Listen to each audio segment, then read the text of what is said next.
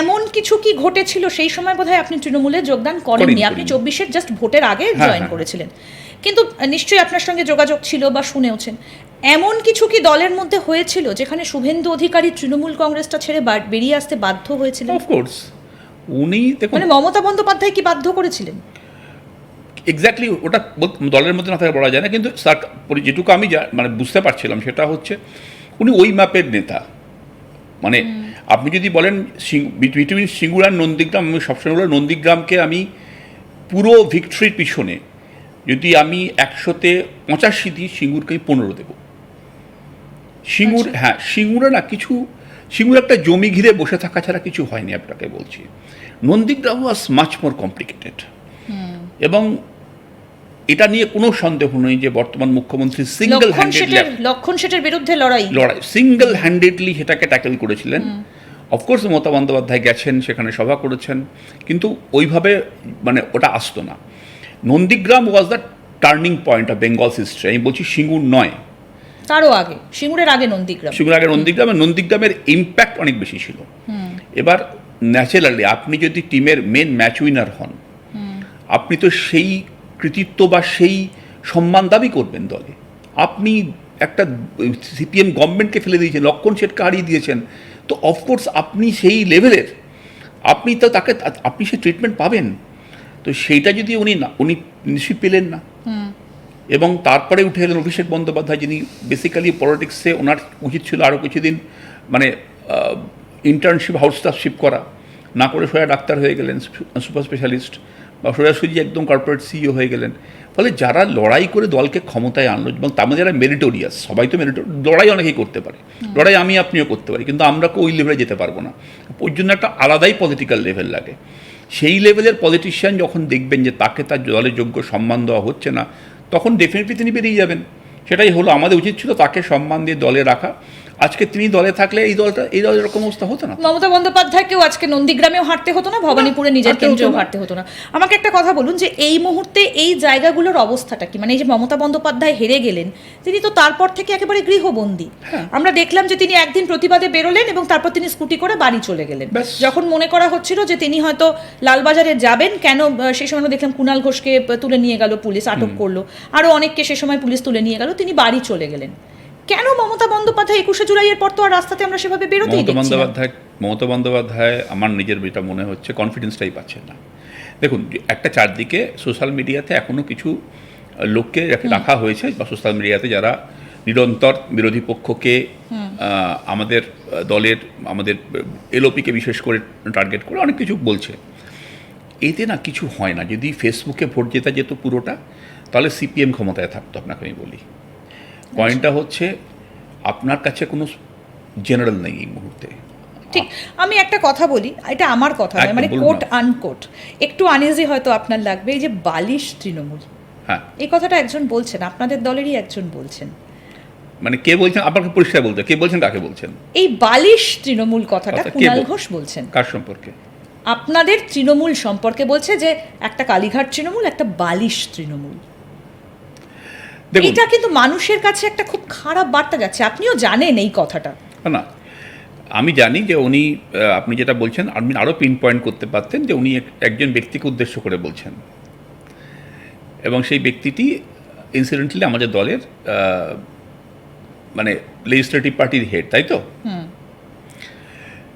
যেটা পয়েন্টটা হচ্ছে যে এই কথাটা বাইরে উনি না কিছু বলতে পারছেন, উনি ব্যক্তিগতভাবে এটা মানে ওনাকে বলছেন, আমার সেটা নিয়ে বক্তব্য নেই, এবং তারপরে উনি পুরো দলটাকেই এরকম রেখে তাগিয়ে দিয়েছেন। এটা ওনার ফ্রাস্ট্রেশন থেকে আসছে। ওনার একটা ব্যাপার হচ্ছে, আমি ওনাকে দেখেছি, যার কথা আপনি বললেন যে বলছে কথাটা, উনি না সারাদিন একটা কিছু বলে ভেসে থাকতে ভালোবাসেন। এটাও এক ধরনের, বিধানসভায় আপনাদেরই সঙ্গে, মানে আপনাদেরই দলের সদস্য, একই চিহ্ন আপনাদের এবং তার। আমি সেদিনকে একটা এতেও বলেছি যে আমি কোনোদিন তো বিশ্বাস করি না যে উনি চুরি করেছেন। আচ্ছা, আমি সত্যি, মানে আমার কিন্তু ভদ্রলোককে, মানে কুণালবাবুকে দেখে আমার চোর বলে কখনো মনে হয়নি। যেটা আমার মনে হয়েছিল যে আমি তো এসপি ছিলাম, কুণাল ঘোষকে রিমান্ডে নিয়ে যাওয়া হলো। বিশ্বাস করবেন না, এক বুক দাঁড়িয়ে হয়ে গেছে একটা লোক, রিমান্ডে থেকে নামাচ্ছে। আগের দিন আমার কাছে মেসেজ ঢুকলো যে কুণাল ঘোষ, তাকে রিমান্ডে আনা হচ্ছে আপনার জেলাতে। তা ঠিক আছে, সুদীপ্ত সেন আর কুণাল ঘোষ একে মোটামুটি পশ্চিমবঙ্গের প্রায় সব কেসে ট্যাগ করে দিয়েছিল, সব কেসে জেনে রাখুন। কুণাল ঘোষ মানে থানার হাজতে থাকেনি এমন থানা খুঁজে পাবেন না খুব একটা বেশি আপনি, থানার পর থানা, এই থানা থেকে ওই থানায় ঘোরাচ্ছে। তারাই কুণাল ঘোষের সেই বিখ্যাত কথাটা, দিদি পারলে আমাকে ধরে নিয়ে যান, আমাকে আটক করুন না, দিদি ধরেও নিলেন কুণাল ঘোষকে। যেদিনকে কুণালদা রেগে কেঁদে কেঁদে বললেন দিদি পারলে আমাকে ধরে নিন, আমাকে গ্রেপ্তার করুন, পুলিশ পার্টি রাজীব কুমার ধরেও নিল ওকে। ধরে নিয়ে শুধু ধরল না, ধরে নিয়ে জীবনটাকে হেল করে দিল। পরে যখন রাজীব কুমার সাহেবের বিরুদ্ধে এনকোয়ারি হচ্ছে শিলংয়ে, তখন কুণাল ঘোষ সাক্ষী হতে গেলেন। এবার সেই কুণালদা কালীঘাটে একটা কালী পুজোয় রাজীব কুমার তখন আমাদের দলে বোধহয় জয়েন করেছেন বা কিছু একটা, না ডিজি হয়েছেন। তো ন্যাচারালি ডিজি হন, একটা পাওয়ারফুল লোক, মুখোমুখি হয়েছেন কুণালদা, তখন আবার অনেক কিছু করে সভাপতি মুখপাত্র হয়েছেন। তাকে টুইটে না কোথায় লিখলেন যে অনেক দিন পরে দেখা হলো ওনাকে, ভালো লাগলো, শুধু বলেছি কারোর জীবন আর নষ্ট করবেন না। আপনার মনে হয় লোকটা স্বাভাবিক আছে? আর কুণাল ঘোষকে আমার মনে হয় যে আপনি ওনাকে একটু সহানুভূতির সঙ্গে দেখা উচিত, কারণ মানুষটা উপর দিয়ে যা গেছে না, যে মমতা বন্দ্যোপাধ্যায় উনি এখন করেন, মনে হয় মন থেকে করেন, আপনার মনে হয় এটা?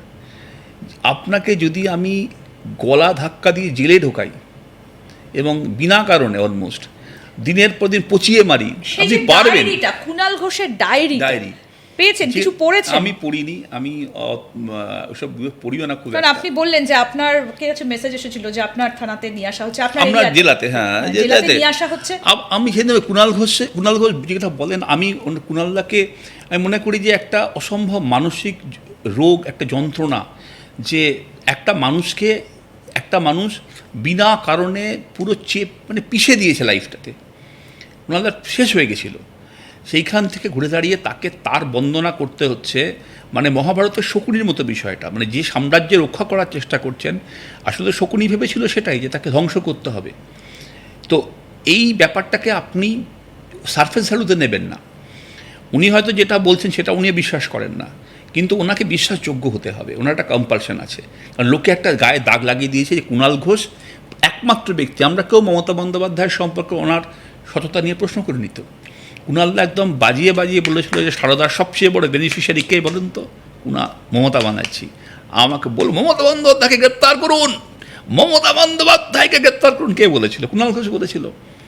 এটা ঋতুব্রত ব্যানার্জিও বলেনি, এটা কেউই বলেনি। মমতা বন্দ্যোপাধ্যায়কে গ্রেপ্তার করার দাবি একমাত্র কুণাল ঘোষ তুলেছেন, এবং আজও কুণাল ঘোষ মমতা বন্দ্যোপাধ্যায়ের সঙ্গেই আছেন, হয়তো গ্রেপ্তারও চাইছেন।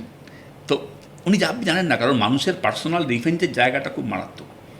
উনি যে কী চাইছেন, একটা কথা বলবেন প্রসূনদা, সেটা হচ্ছে এই যে আপনাদের তৃণমূল কংগ্রেসের যে পোর্শনটা, এটা কতটা তৃণমূল, কতটা বিজেপি? এটা 100%ই তৃণমূল, এবং একেবারে মানে স্পষ্টভাবে বললে এটা হচ্ছে একটা কনস্ট্রাকটিভ অপোজিশন